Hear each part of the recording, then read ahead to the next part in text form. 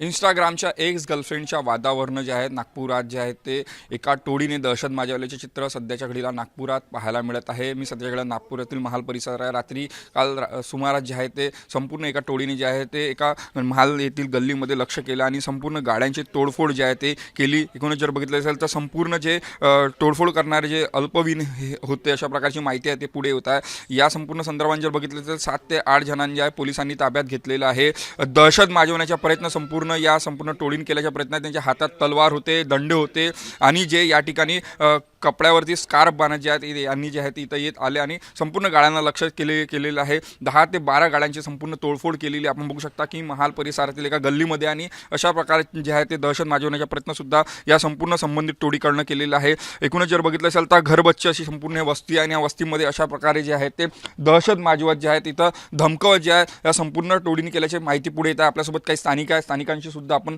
एका अर्थाने बोलण्याचा प्रयत्न करूया। काय सांगाल, काय काल घटना काल घडली का? आम्ही घरी असताना आम्हाला एकदम 11:30 वाजता लोकांचा आवाज आला। तो बघतो तो गल्लीतनं 10 ते 12-15 पोरं गाड्याची फोडफाड करत होते।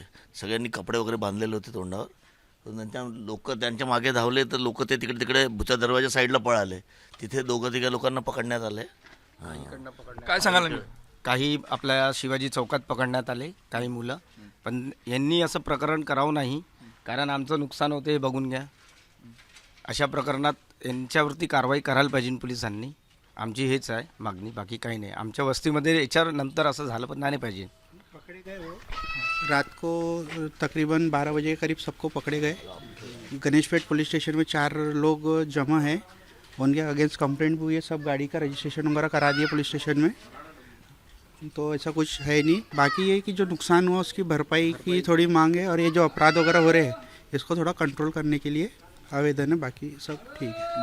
बघू शकता की भीतीचे वातावरण संपूर्ण या गल्लीमध्ये आणि संपूर्ण गाड्यांची तोडफोड जी आहे ते संपूर्ण या तरुणांनी केलेली आहे। एकूणच जर बघितलं असेल तर पोलिसांनी सुद्धा जे आहेत ते काही तरुणांना ताब्यात घेतलेलं आहे आणि हे संपूर्ण तरुण जे ते अल्पवयीन होते अशी माहिती सुद्धा पुढे येत आहे। एकूणच जर बघितलं असेल तर हातात दंडे तलवारी घेत जे आहेत ते दहशत माजवण्याचा प्रयत्न केला आणि त्यामुळे ज्यांच्या गाड्यांचे नुकसान झाले आहे त्यांचे नुकसान भरपाईची मागणी सुद्धा स्थानिकांनी केलेली आहे। कॅमेरामॅन मंगेश मोहितेसह तेजस मोतुरे, जय महाराष्ट्र न्यूज, नागपूर।